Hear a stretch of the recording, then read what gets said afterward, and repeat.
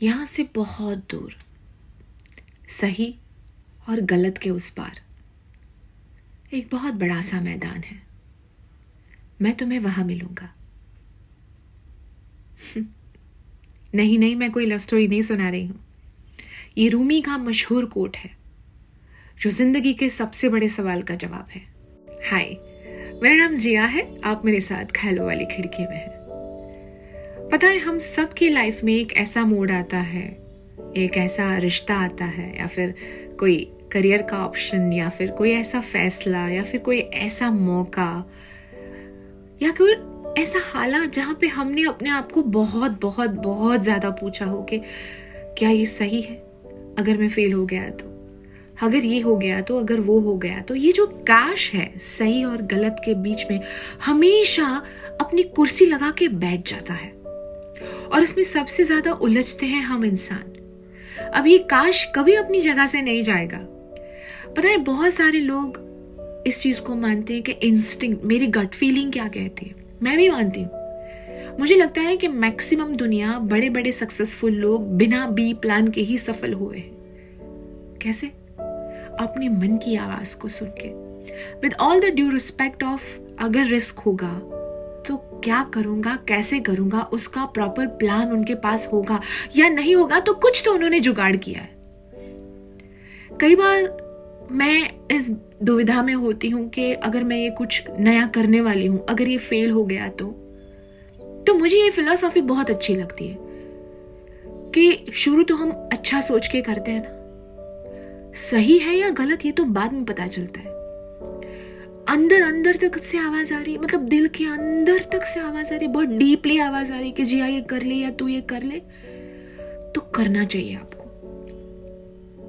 ये जो अंदर से आवाज आती है ना कहीं एक इंस्टिंक्ट है जो शायद हमारे विजुअलाइजेशन से हमने इसका बीज बनाया है, या फिर कोई ऐसी हिडन ड्रीम, या कोई ऐसी कोई ऐसी वाइब जिसको हमने कभी ना कभी अपने सबकॉन्शियस माइंड में सोचा होगा और उसने हमें विजन दिया कि करो इसे। अब जब आप ये डिसाइड कर लेते हो कि मैं अपनी मन की आवाज सुनना चाहता हूं, तो उसके साथ आपको मेंटली पे प्रिपेयर रहना पड़ता है। तो जब आपको ये फियर लगे कि ये सही कर रहा हूं या गलत, तो सबसे पहले तो आप सारी चीजें टटोल लीजिए। और इसे टटोलने के लिए छोटे छोटे पॉइंट्स हैं जो शायद हम जिंदगी में सही समझ के शुरू करें, और अगर फेल हो गए तो, अगर वो गलत हो गया तो कैसे उससे बच सकते हैं जिसमें कम नुकसान हो। नुकसान तो होगा पर कम होगा, लेकिन अगर आप गिर भी गए, अगर आप गलत भी हो गए, तो भी उसमें फायदा होगा। Am I doing right or wrong? अगर ये गलत हो गया, एनीथिंग, जो भी आपके दिमाग में जो भी पॉइंट आता है, सबसे पहले एक ब्लैंक पेपर पे इसे लिखिए आपके डिसीजन के बारे में। जब आप फॉर्म हो जाए उसे लिख दीजिए। उसके नीचे लिखिए कि आपको कौन कौन से फियर सता रहे हैं, आप कौन से रिस्क फैक्टर के बारे में डर रहे हैं, आपको ऐसी कौन सी चीजें लग रही हैं जिसकी वजह से आपको लगता है कि अगर मैं फेल हो गया तो, या अगर मैं ये नहीं कर पाया तो। ये सारे पॉइंट्स धीरे धीरे जब आप लिखेंगे ना, लास्ट पॉइंट तक आते आते आपका दिमाग इतना शांत और क्लियर हो जाएगा। उसके बाद आपको लगेगा कि मैं जितना सोचता हूँ उतना है नहीं, क्योंकि आप यहाँ से उस डर को निकाल चुके हैं। मैनेजमेंट स्टडी कहती है जब आप कुछ नया प्लान कर रहे हो या एग्जीक्यूट कर रहे हो, always think worst situation first. मतलब जब कभी भी आपको गलत और सही के बीच में थोड़ी सी दुविधा हो, कंफ्यूजन हो, चाहे कुछ भी फैसला लेना हो, ये जो डिसीजन लेना होता है ना, उसमें सबसे सिचुएशन वर्स्ट होगी तो आप क्या सॉल्व कर पाओगे? वर्स्ट सिचुएशन में क्या आप सरवाइव कर पाओगे? आपके पास ऐसा कोई बैकअप प्लान है? अगर नहीं है तो सबसे पहले उसके ऊपर काम करने की शुरुआत। थर्ड एंड वेरी इंपॉर्टेंट, कई बार हम फैसले ले लेते हैं गलत और सही के बीच में, लेकिन क्या ये परमानेंट स्टेट ऑफ माइंड रहेगा, या फिर ये बस ऐसे ही भावनाओं में बह गए हो और डिसीजन लेना चाहते हो? सो बी केयरफुल, क्योंकि एक डिसीजन की वजह से कई बार या तो हमारा फ्यूचर ब्यूटीफुल हो जाता है, या फिर हम पूरी जिंदगी अपने आप को ब्लेम करते रहते हैं। फोर्थ, हर किसी के साथ अपने फैसले शेयर मत कीजिए। हर किसी दोस्त को आगे जाके फोन करके, मैसेज करके ये मत कहिए कि यार मैंने ये सोच लिया है, तुझे क्या लगता है मैं सही कर रहा हूँ? तुझे क्या लगता है, मुझे अभी जॉब छोड़ के बिजनेस करना चाहिए? तुझे क्या लगता है, यार मुझे इस रिलेशनशिप से मूव ऑन करना है, मैं तुझसे बात करना चाहती हूँ? शेयर कीजिए, पर अपने फैसले उनके साथ सबसे पहले शेयर मत कीजिए। आपके मन में जो आपने डिसाइड किया है, सबसे पहले जाके उसकी घोषणा, उसका एग्जीबिशन मत कीजिए, क्योंकि आपको कोई आइडिया नहीं सामने वाले इंसान की एनर्जी कैसी है।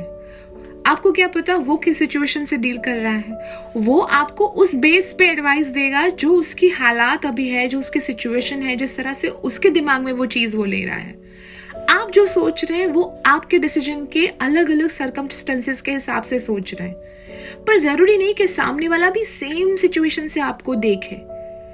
इसीलिए आप धड़ाम से जाके अपने फैसले, या सही है या गलत की एडवाइस, आप दूसरों के ऊपर प्लीज डिपेंडेंट ना रहिए।